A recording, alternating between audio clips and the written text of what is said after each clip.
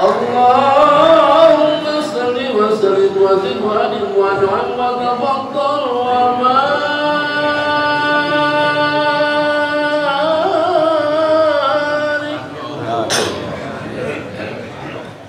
بجلالك وكمالك على زين عبادك وصلهم بارك أسعد العرب والعجم وإمام الطيبة والحرام وترجمان بلسان القلم ومنبع العلم والحكمة والحكم أبي القاسم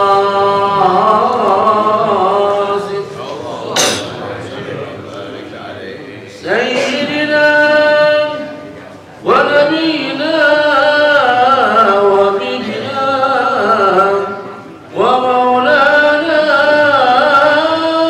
محمد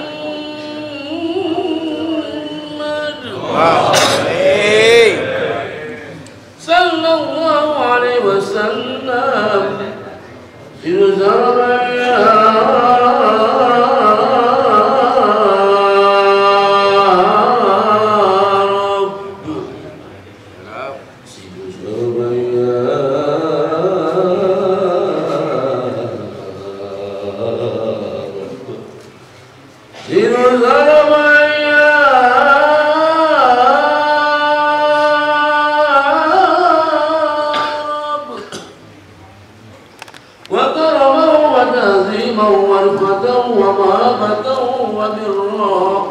وسلم ورضي الله تبارك وتعالى عن ذوي الفضل العلي وقدر الجليل ساداتنا وأئمتنا وموالينا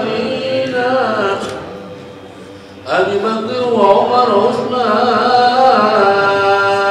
وعلي وبقية صحابة وقرابة رسول الله صلى الله عليه وآله أجمعين والحمد لله رب العالمين.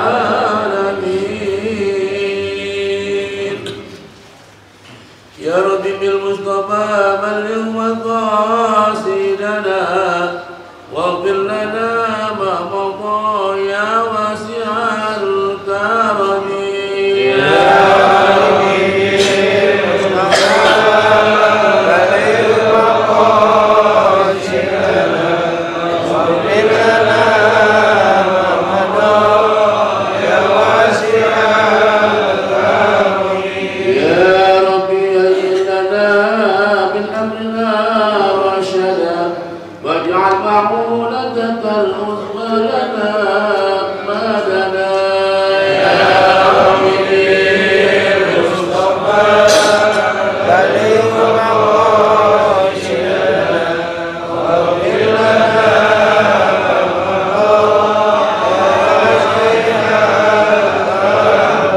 ولا تكلنا إلى تدبير أنفسنا والنفس تعجز عن إصلاح ما فسدا. يا رب بالمصطفى بلغ مقاصدنا واغفر لنا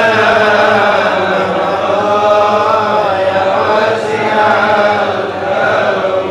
أنت العليم وقد وجهت يا أمري إلى رجائك وجها سهلا ويدا.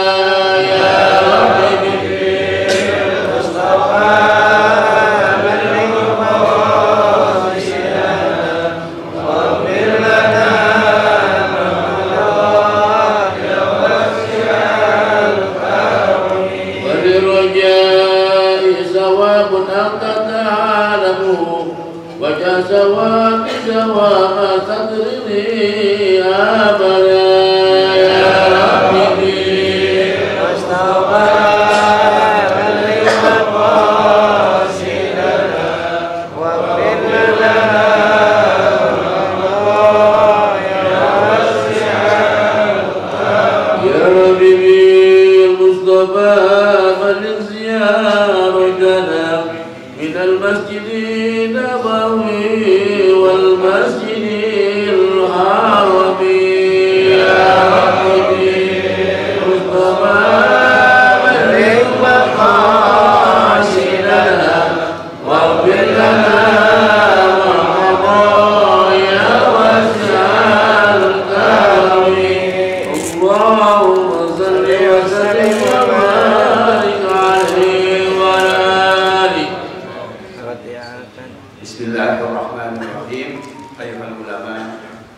الأساتذة المحترمون أيها الحضور الكرام أحييكم بتحية الإسلام تحية من عند الله مباركة طيبة السلام عليكم ورحمة الله وبركاته. Waalaikumsalam warahmatullahi wabarakatuh.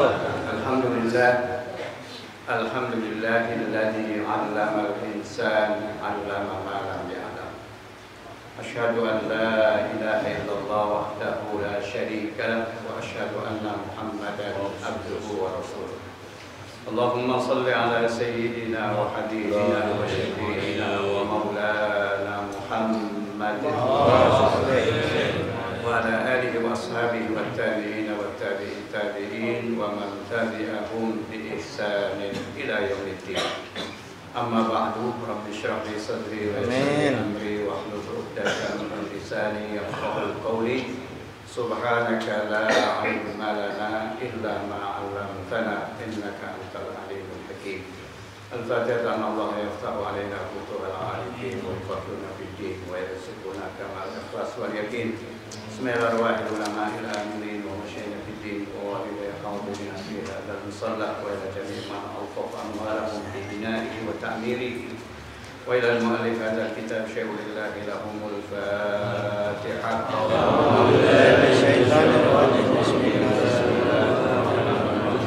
الحمد لله رب العالمين الرحمن الرحيم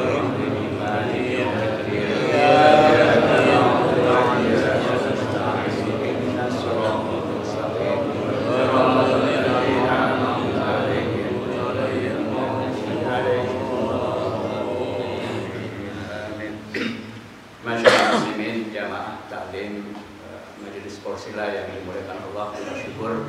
Mari senantiasa kita panjatkan hadiratnya. Alhamdulillah pagi hari ini kita memulai hari kita dengan beribadah kepadanya, mulai dari sholat subuh berjamaah dan kita lanjutkan dengan thalabul ilmi dan silaturahim. Mudah-mudahan hadiran kita mendapat ridha Allah Subhanahu wa taala dan ilmu yang bermanfaat. Salawat dan salam semoga Allah melimpahkan kepada junjungan kita baginda Rasulullah sallallahu alaihi wasallam. Mudah-mudahan kita dapat mengikuti sunnah-sunnahnya baik dalam beribadah maupun dalam bermuamalah. Amin. Sehingga kita layak mendapatkan syafaatul uzma kelak pada yaumil qiyamah. Amin ya rabbal alamin. Para jamaah sekalian, kita masih membahas salat, khususnya masalah surat Al-Fatihah. Kita sudah sampai pada hadis ke-225 tadi.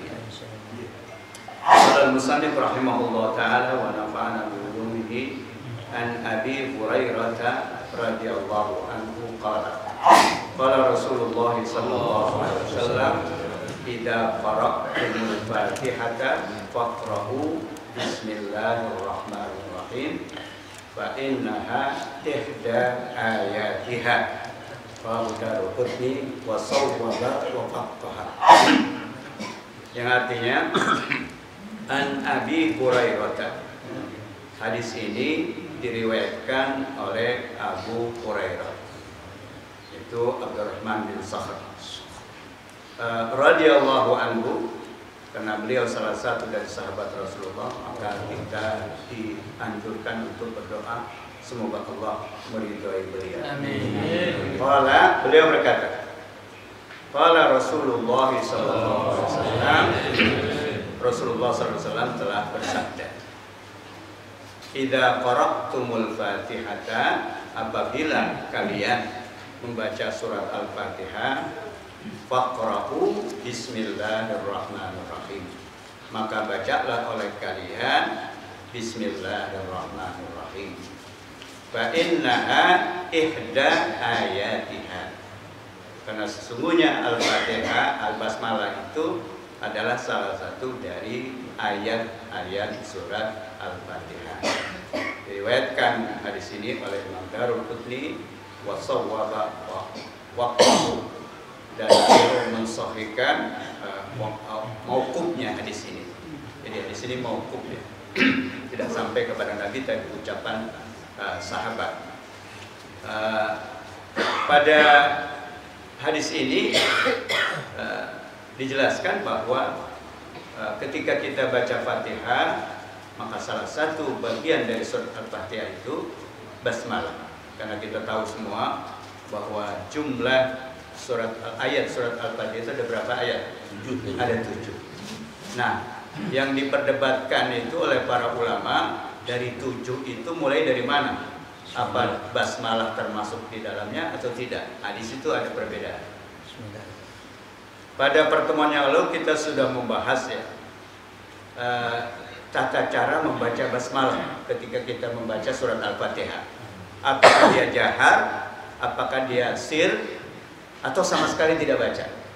Nah, ini ikhtilaf ulama dari mazhab yang 4. Imam Syafi'i mengatakan dalam hadis yang lalu itu bahwa hukum membaca basmalah dan surat Al-Fatihah itu sesuai dengan sholatnya.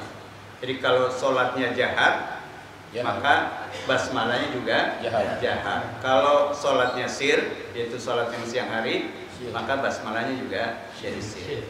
Nah, kenapa alasannya beliau berpendapat demikian? Nah, ini di sini yang menegaskan pendapat beliau bahwa basmalah itu bagian dari surat Al-Fatihah.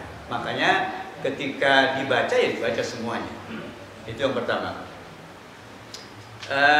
Yang kedua bahwa basmalah itu tertulis dalam setiap awal dari surat Al-Quran, termasuk di dalamnya Al-Fatihah, kecuali pada awal surat At-Taubah. Itu yang tidak ada. Nah, itu pendapat mazhab Syafi'i. Sehingga baca basmalahnya sama dengan membaca surat Al-Fatihah. Yang sangat paradok bertentangan dengan pendapat ini adalah pendapat Imam Malik. Imam Malik mengatakan bahwa tidak boleh membaca membaca basmalah dalam membaca surat Al-Fatihah. Kenapa? Karena dia bukan bagian dari surat Al-Fatihah dan bukan juga pada surat-surat yang lain.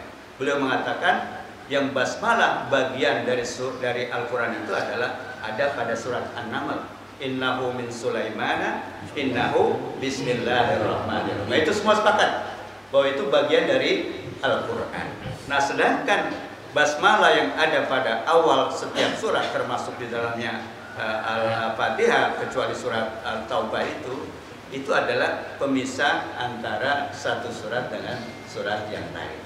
Nah, itu pendapat Imam Malik. Makanya Imam Malik itu tidak membolehkan membaca surat basmalah ketika membaca surat Al-Fatihah, baik dalam surat jahar maupun dalam surat sir. Kecuali kalau sholat sunnah, kata beliau boleh dibaca, boleh enggak. Nah, itu yang sangat bertentangan dengan pendapat mazhab Syafi'i. Nah, ada yang tengah-tengah, yang kedua, yaitu Imam Ahmad, Ibnu Hanbal, dan Imam Hanafi.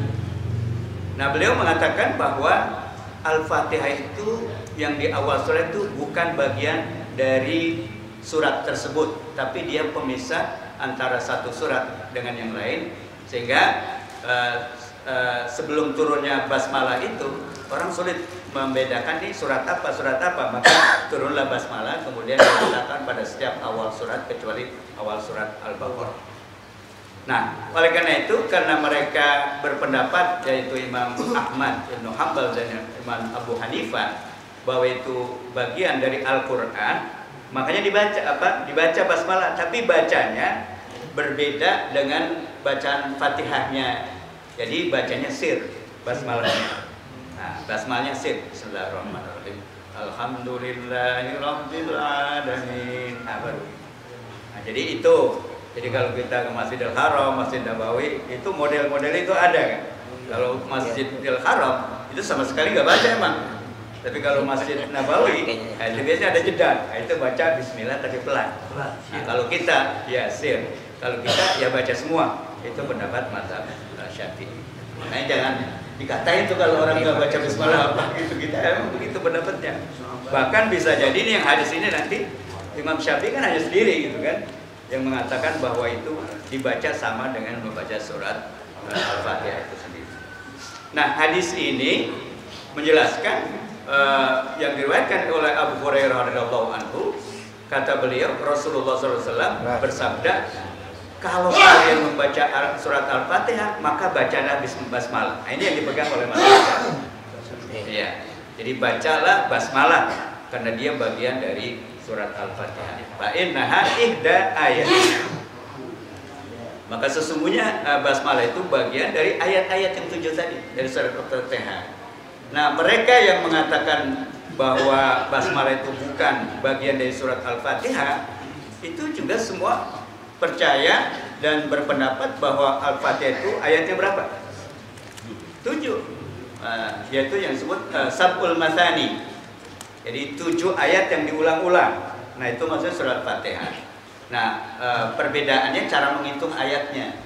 Jadi kalau Imam Syafi'i menghitungnya bahwa basmalah itu nomor 1 kan, ayat pertama. Makanya kalau kita lihat di dalam surat Al-Fatihah itu Al-Fatihah itu ada nomor ayatnya 1. Kemudian sampai 7 terakhir. Nah, mereka yang tidak mengatakan bahwa itu bukan Al-Fatihah, maka ayat yang terakhir itu dibagi 2. Ihdinas siratal mustaqim, siratal ladzina an'amta 'alaihim. Nah, itu ayat 6, ghairil maghdubi 'alaihim waladdallin. Nah, sehingga Sab'ul Masani itu semua sepakat 7 ayat, cuman mulainya dari mana itu yang berbeda di kalangan ulama. Nah, mazhab Syafi'i memegang pendapat ini yang mengatakan bahwa ketika kalian sholat bacalah surat Al-Fatihah, bacalah surat Al-Fatihah dan juga basmalah. Jadi kalau kalian membaca Fatihah maka baca juga basmalah karena itu bagian dari surat Al-Fatihah. Nah, rawahu Daruqutni wa sawwaba waqfahu. Jadi hadis ini diriwayatkan oleh Imam Daruqutni. Kemudian dikomentari wa sawwaba waqfahu, dan beliau menganggap sahih betul wakaf dari hadis ini. Wakaf itu maksudnya mauquf. Itu di bawah ada keterangan hadisul bab yang dulu ala annal basmalah ayatun minal Fatihah. Hadis ini menunjukkan bahwa basmalah itu akronim dari Bismillahirrahmanirrahim. Itu bagian dari surat Fatihah. Ghairu annal hadis. Nah, ini yang menjadi catatan yang sehingga banyak dari mazhab tadi tidak membaca atau baca dengan cara sir. Kenapa? Mauqufun. Jadi hadisnya mauquf, tidak marfu. Kalau marfu itu sampai ke Madinah Nabi, kalau ini mauquf.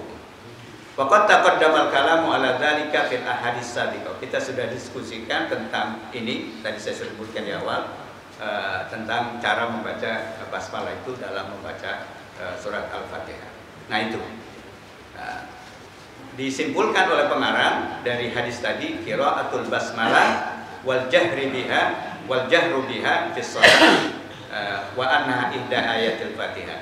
Jadi membaca basmalah dan juga jahar keras, nyaring membacanya pada sholat, dan itu salah satu dari, karena dia salah satu dari ayat surat Al-Fatihah. Ini mazhab Syafi'i. Kemudian berikutnya hadis ke-226 masih terkait dengan masalah Fatihah. Wa anhu qala kana Rasulullah sallallahu alaihi wasallam idza faragha min qiraati ummil Qur'ani rafa'a sautahu wa qala amin. Rawahu Daruqutni wa hassanahu wal Hakim wa sahhahahu. Apa arti dari hadis ini? Wa anhu, ini domirnya kembali kepada hadis sebelumnya, yaitu maksudnya dari Abu Hurairah juga. Efisiensi bahasa maka nggak diulang lagi. Cukup wa anhu mengisyaratkan bahwa ini diriwayatkan juga sesuai dengan hadis sebelumnya, yaitu dari Abu Hurairah radhiyallahu anhu. Beliau berkata, karena Rasulullah sallallahu alaihi wasallam, bahwa Rasulullah sallallahu alaihi wasallam idza faragha min qiraati ummil Qur'an. Apa beliau selesai membaca ummil Qur'an. Yaitu maksudnya ini julukan untuk surat Al-Fatihah. Karena Fatihah itu banyak sekali namanya kan. Ada Al-Fatihah itu sendiri, ada Ummul Quran, ada Ummul Kitab, dan masih banyak lain dari nama surat Al-Fatihah. Itu yang paling populer yaitu Al-Fatihah, Ummul Quran, Ummul Kitab. Nah, kata beliau bahwa Rasulullah ketika usai membaca surat Al-Fatihah atau Ummul Quran itu rafa'a sautahu, beliau meninggikan, mengeraskan suaranya, waqala amin, dan beliau mengatakan atau melafalkan kata-kata amin. Jadi Al-Fatihah, kemudian di ujungnya selesai baca Fatihah membaca amin. Nah, kenapa membaca amin?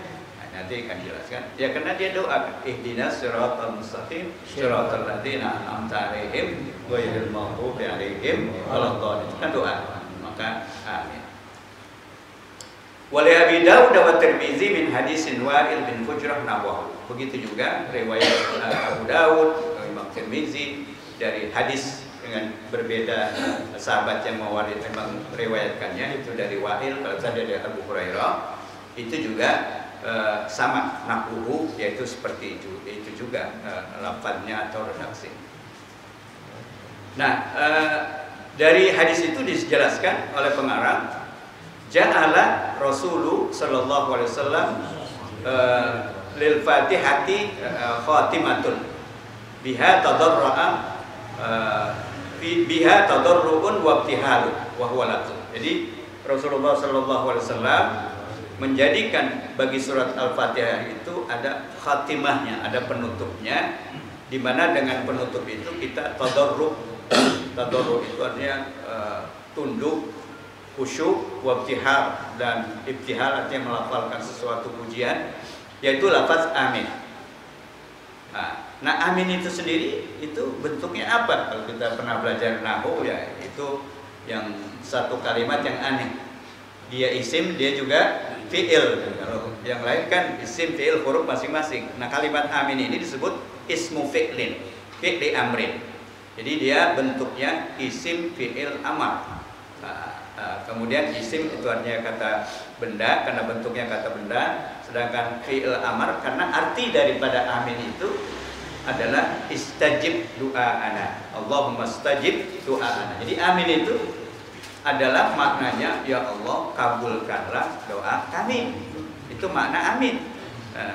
Maka itu disebut dari segi nahwunya isim fi'il amar. Jadi amar itu kan perintah. Jadi memohon, maksudnya kalau kepada Allah tentu bukan perintah, tapi artinya tolak, yaitu memohon.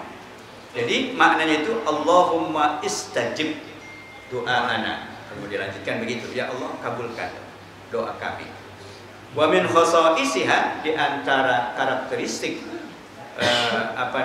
amin itu, kekhususan amin itu apa sih?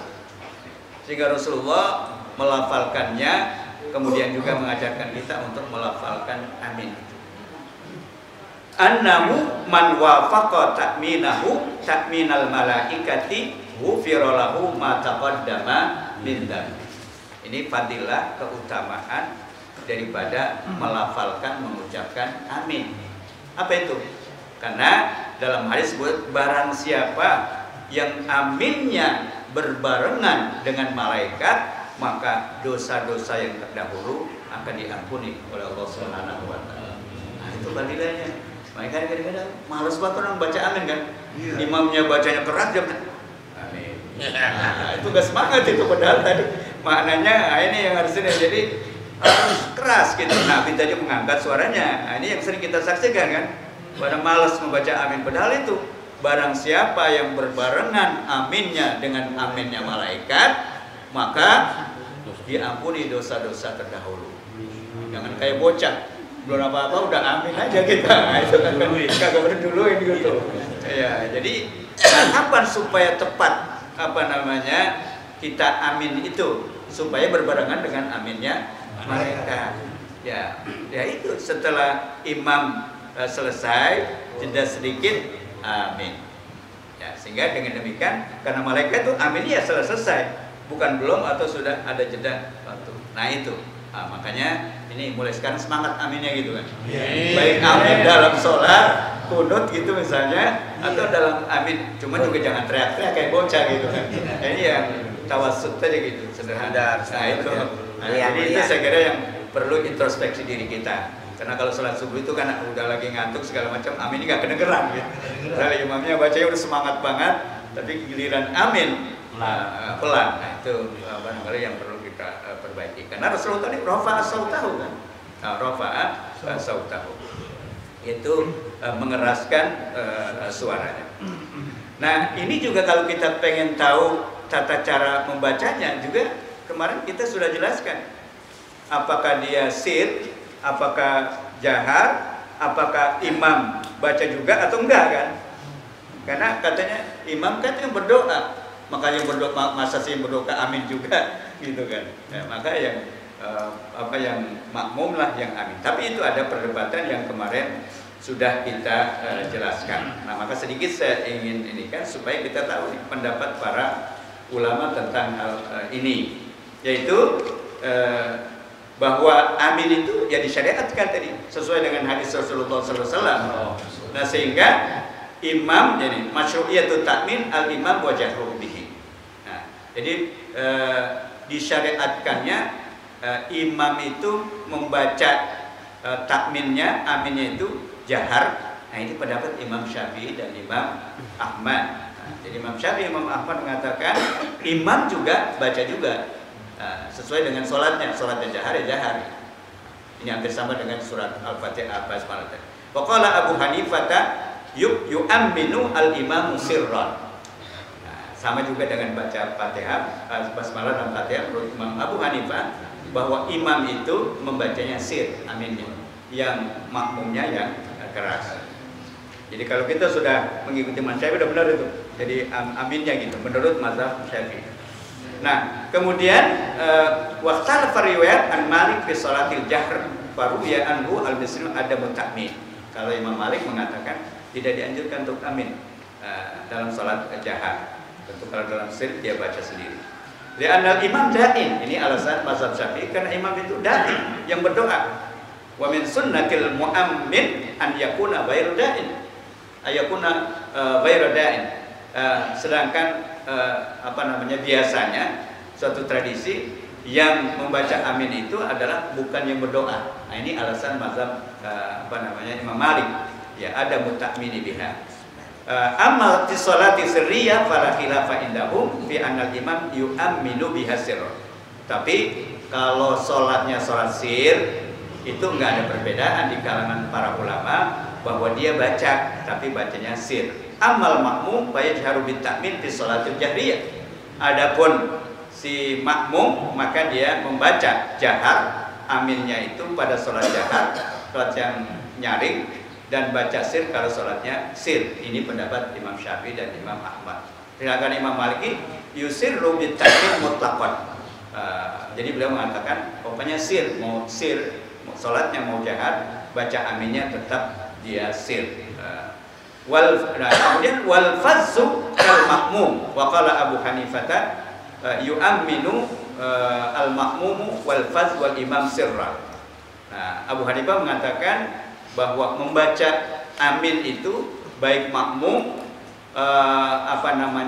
wal faz itu orang sholat sendirian, wal imam dan juga imam itu baca tapi sir. Itu pendapat Abu Hanifah radhiyallahu anhu. Nah, itu para jamaah sekalian mengenai hukum baca surat Al-Fatihah, kemudian hukum membaca basmalahnya, termasuk terakhir adalah hukum membaca aminnya. Saya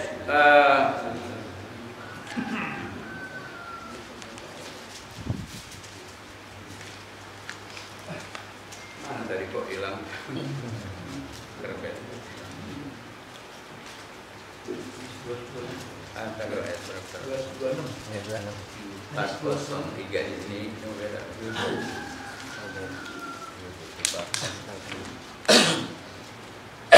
Ya, jadi hadis terakhir tadi disimpulkan oleh pengarang, idza faragha min qiraati ummil Qur'an idzan taha. Faragha itu artinya intaha, selesai, min qiraatil Fatihah. Nah, amin tadi saya sudah sebutkan maknanya adalah Allahumma istajib. Jadi istajib itu fi'il amr, istajaba yastajib, istajib maka disebut isim fi'il amr. Nahwu mithlu hadis Abi Hurairah wa lafzuhu fi sunan idza qara'al imamu wa ladhdallin qala amin wa rafa'a biha sautahu. dari hadis Abu Hurairah, lafadznya juga seperti itu, yaitu idza qara al imam, kalau imam membaca waladhdallin, kata waladhdallin qala amin, maka beliau berkata atau melafalkan amin wa rafa'a biha sautahu, dan beliau menyaringkan, mengeraskan suaranya dalam membaca amin. Ya, kalau tentang surat Al-Fatihah udah selesai sampai di situ. Kemudian selanjutnya nih hadis yang beda dengan topik itu. Oleh karena itu kali ini kita cukupkan bahasan kita tentang surat Al-Fatihah dan juga cara membaca basmalah, kemudian cara membaca amin. Dengan demikian kita tahu semua mazhab 4 itu kalau dari segi akidah namanya Ahlus Sunnah wal Jamaah. Nah, beda persepsi al-firqah dengan mazhab, karena kita kan nggak bisa bedakan mazhab itu kalau fikih, kalau firaq itu dalam teologi atau akidah, sehingga apapun yang dilakukan oleh para mazhab itu dan diikuti oleh pengikutnya, itu semua ada dalil seperti yang kita kemukakan. Mudah-mudahan ini menambah wawasan kita dan juga membuat kita tidak fanatik buta.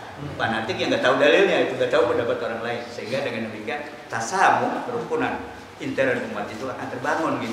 Tidak ada lagi gontok-gontokan karena perbedaan dalam mengamalkan tata cara sholat, karena memang seperti itu. Saya kira itu.